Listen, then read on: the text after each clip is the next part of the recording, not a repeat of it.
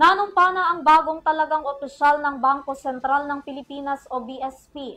Magsisilbi si Zeno Ronald Abenoja bilang Deputy Governor para sa monetary at economic sector. Alamin ang detalye sa report ni Graciela Corazon. Formal nang nanumpa sa kanyang tungkulin si Zeno Ronald R. Abenoja bilang bagong Deputy Governor ng Bangko Sentral ng Pilipinas o BSP para sa Monetary and Economic Sector o MES. Pamumunuan ni bagong Deputy Governor Abenoja ang Monetary Policy, Economic Research and Statistical Operations. Ayon kay BSP Governor Eli Remonola Jr., mapalad ang BSP na magkaroon ng isang kagaya ni Abenoja na may malawak na karanasan at malalim na kaalaman sa monetary policy. Ibinahagi rin ni Monetary Board Member Benjamin E. Jokno na dating nagtrabaho si Abenoja sa Department of Finance o DOF.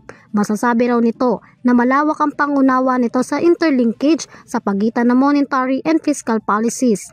Mahigit 2 dekada nang may experience sa economic policy and central banking si Abenoja bago pa man ito maging Deputy Governor ng BSP.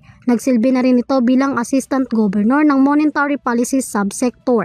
Dati na rin siya nagsilbi bilang pinuno ng BSP Department of Economic Research, Economic and Financial Learning Center at bilang Senior Advisor at Executive Director sa Southeast Asia Voting Group sa IMF.